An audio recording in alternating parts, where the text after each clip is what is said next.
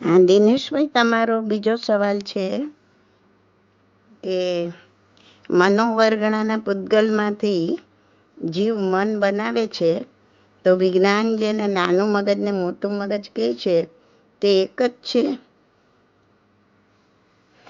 ના, દિનેશભાઈ, સવાલનો જવાબ આપતા પહેલા હું તમને ધન્યવાદ આપીશ કે તમે જે મેં મનોવર્ગણા વિશે સમજાવ્યું એ ખૂબ સૂક્ષ્મતાથી, બારીકતાથી તમે મગજમાં લીધું, સમજ્યા, એના પર વિચાર કર્યો, તો જ આ સવાલ ઉત્પન્ન થાય. તો એના માટે હું ચોક્કસ ધન્યવાદ આપીશ તમને. હવે જુઓ, લોક જેને વ્યવહારમાં મગજ કહે ને, આપણે જેને મગજ કહીએ ને, નાનું મગજ આ મોટું મગજ, તો શાસ્ત્રની ભાષામાં એને મગજ નથી કહેતા. શાસ્ત્રની ભાષામાં એને મનઃપર્યાપ્તિ કહે છે. મન પણ નહીં, મન અલગ વસ્તુ. અને આપણે જે આ મગજ જેને કહીએ છીએ ને, આપણે આ વ્યવહારમાં, તે શાસ્ત્રની ભાષામાં એને મનઃપર્યાપ્તિ કહેવાય. એટલે એ આખી વસ્તુ અલગ થઈ ગઈ, આ વસ્તુ અલગ થઈ ગઈ. અને આ જે છે ને મનઃપર્યાપ્તિ, એના કરતાં પણ ખૂબ જ સૂક્ષ્મ મનોવર્ગણાના, એ તમને સમજાવ્યું હતું ને મેં, મનોવર્ગણાના પૂતગલમાંથી જે બને છે સાધન, એનું નામ દ્રવ્યમન છે. શાસ્ત્રની ભાષામાં એનું નામ દ્રવ્યમન છે. શાસ્ત્રની માં સમજાયું છે બે પ્રકારના મન, દ્રવ્યમન, ભાવમન. તો આજે મનોવર્ગણાના પૂતગલ લઈને જે બને છે ને એ દ્રવ્યમન છે. તો દ્રવ્યમન એ આ જળ અણુ પરમાણુ રચનામાંથી જ બનેલો ખાસ આકાર છે.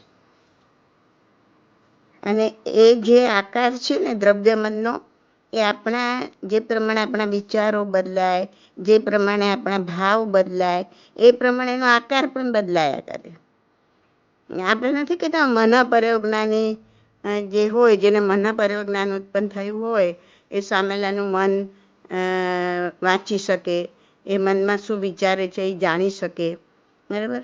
તો એ ક્યારે જોઈ શકે? કેમ કે આ જળ પૂતગલ પરમાણુનું બનેલું એક સાધન છે. પણ એ જેવા વિચારો કરે, હવે જેને મનઃપર્યોજ્ઞાન થયું છે એની સામે જે વ્યક્તિ આવ્યો, હવે એ વ્યક્તિ જેવો વિચાર કરશે ને એ પ્રમાણે એનું આ દ્રવ્યમનનો આકાર બદલાશે.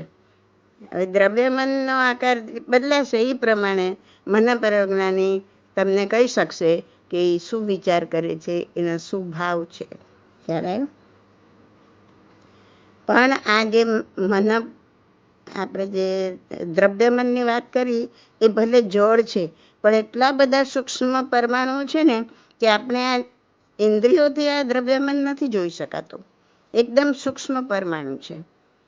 આપણે વર્ગણા 8 પ્રકારના વર્ગણામાં જોયું ને કે જે તેજસ વર્ગણા છે, કાર્બન વર્ગણા છે, એનાથી આપણું કાર્બન શરીર બને છે, તેજસ શરીર બને છે.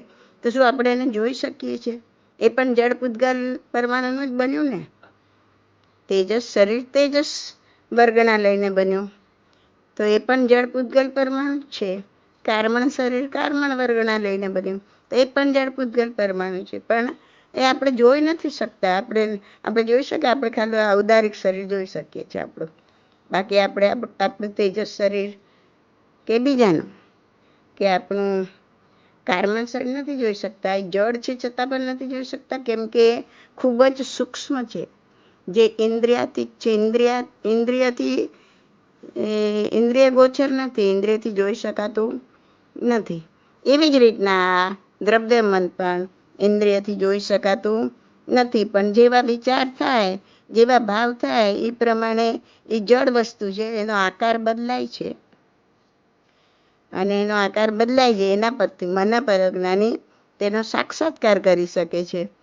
અને તમારા વિચારો અને ભાવો જે હોય એ જાણી શકે છે, એનું વાંચન કરી શકે છે.